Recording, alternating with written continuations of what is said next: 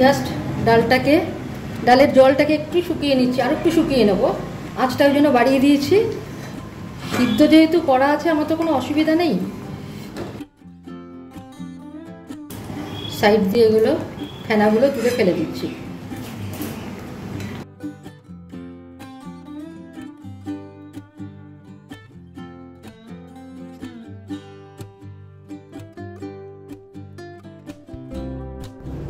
নমস্কার, আসান কুক ট্যুরে আপনাদের স্বাগত। এখন আমি একরকম ডাল করছি, দেখুন কিভাবে করছি। এখন আমি মুসুর ডাল রান্না করব একটু অন্যরকমভাবে, সেটা আমি দেখাচ্ছি। এই মুসুর ডালটা আমি এবার ধুয়ে নিচ্ছি।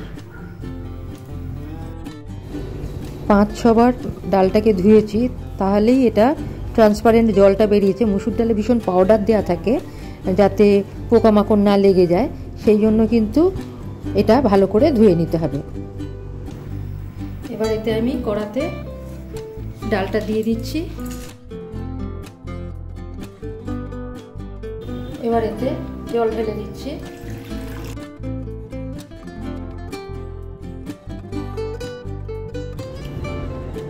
আরও বেশি করে জল দিয়ে দিচ্ছি, সিদ্ধ করতে হবে, সেই জন্য যতটা পারলাম বেশি করে সিদ্ধ করার মতো করে বেশি জল দিয়ে দিলাম। এবার এতে দিয়ে দেব সামান্য একটু নুন। এটা নতুনদের উদ্দেশ্যে বলছি, নুন দিলে তাড়াতাড়ি ফুটে ওঠে আর ভালো মতো এটা মাখো মাখোও হয়। এবার সব একসাথে মিক্স করে নেব, তাহলে পরে তাড়াতাড়ি করে ঠিকমতো সিদ্ধ হবে। গ্যাস জেলে দিয়ে এটা সিদ্ধ হতে বসিয়েছি। প্রথমে হাই হিট দেব যাতে জলটা ফুটে ওঠে তাড়াতাড়ি, তারপরে কিন্তু লো ফ্লেম দেব ভালো করে সিদ্ধ করার জন্য। ভালো সিদ্ধ হয় লো ফ্লেমে। গরম হয়েছে তাই জন্য উপরে ফেনা হয়ে গেছে।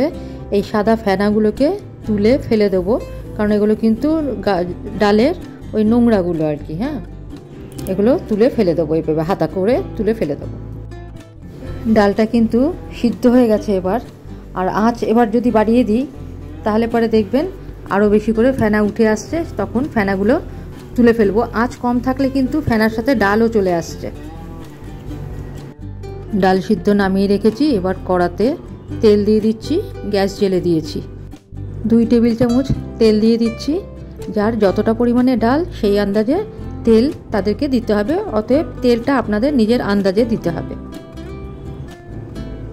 তেল গরম হয়ে গেছে, একটু কড়াতে মাখিয়ে নেব গরম তেলটা। এবার এতে দিয়ে দিচ্ছি 1/2 চামচ জিরে আর 4টে চেরা কাঁচা লঙ্কা।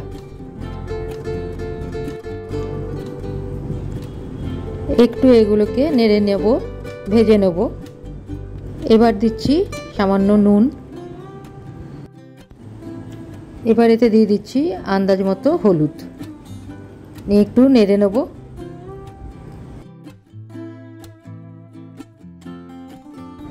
হলুদটাও ভালো মতো ভাজা হয়ে গেছে। এবার এতে দিয়ে দিচ্ছি ডাল সিদ্ধটা, আর বাটিতে যা লেগে থাকবে সেটাও কিন্তু একটু ধুয়ে দেওয়া যেতে পারে এই ডালের মধ্যে। এবার ডালটা দেখুন ভালো মতো সিদ্ধ হয়ে গেছে, তো একটু নেড়ে দেবো। সমস্ত মশলাগুলো যেগুলো আছে, মশলা তো এমন কিছু নেই, ফোড়ন আর কি, সেগুলো ডালের সাথে ভালো করে মিশিয়ে দিচ্ছি। এবার মশলার সাথে সিদ্ধ হবে আর একটু, তাতে ডালটাও সিদ্ধ হবে, লঙ্কাগুলোও সিদ্ধ হবে। এইভাবেই ফুটতে দেব। টমেটো অনেক রকমভাবে গুঁড়ো করে রেখেছি, আর এটা হচ্ছে একটা টমেটো সত্ত্ব বানিয়ে রেখেছি, এটা এতে দিয়ে দিচ্ছি। এটা কিন্তু ভাজার দরকার নেই, কারণ এটা যত সিদ্ধ হবে গলে যাবে। আমসত্ত্বর মতো এগুলো বানিয়ে রেখেছি। সামান্য একটু এতে নুন মিষ্টি দেওয়া রয়েছে। কিছুটা কমিয়ে নিয়ে ফিরে আসছি 2-3 মিনিট পর।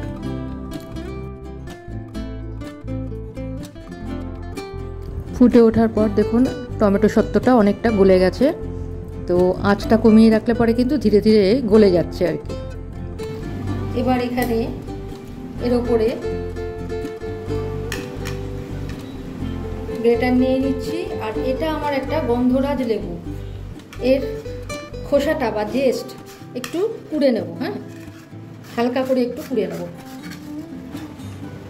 এই যে এই যে দেখুন এরকমভাবে একটু কুড়ে নেব।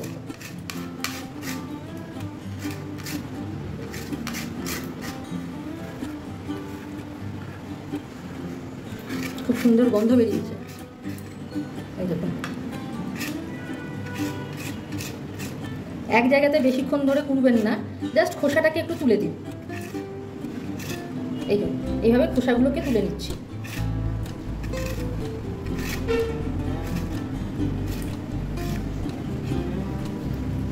এটা বাড়িতে যদি কারো গন্ধরাজ লেবুর গাছ থাকে তাহলে পাতাগুলো নেবেন। আমাদের তো গাছ নেই, ফ্ল্যাটে থাকি, গাছ তো সম্ভব নয়। যাই হোক সম্ভব, অনেকেই তো বাগান করেন, কিন্তু আমার এটা কেনা। গ্রেটেড খোসাগুলো নিয়ে নিচ্ছি, অনেকটাই নেওয়া হয়েছে, আরও নেব।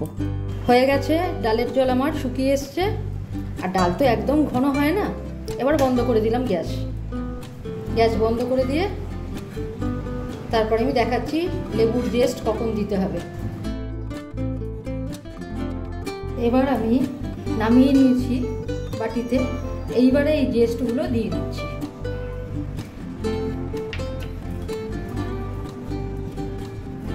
একটু কেটে দেবো, খুব বেশি দেওয়ার দরকার নেই।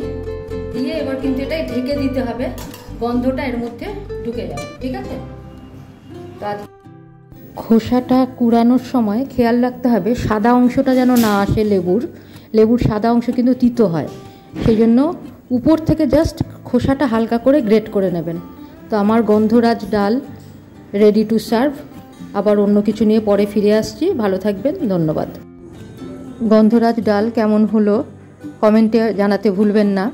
আর একটা কথা বলি যে এই আমার তো জেস্ট দিলাম খোসাটা, কিন্তু যাদের বাড়িতে গাছ আছে যদি পাতা দেন তাহলে পাতা কিন্তু এই ডালের উপরে দিয়ে তারপরে একদম ঢেকে দেবেন, ওই দারুণ গন্ধটা অ্যাবজর্ব করে নেয়। তো আজকের মতো এখানে রাখছি। যারা নতুন তারা অবশ্যই সাবস্ক্রাইব করবেন, আর যারা পুরনো দেখছেন তারা কিন্তু কমেন্ট করবেন, লাইক শেয়ার সব কিছুই করবেন। পরে অন্য কিছু নিয়ে ফিরে আসছি। আজকের মতো এখানেই রাখছি, ধন্যবাদ।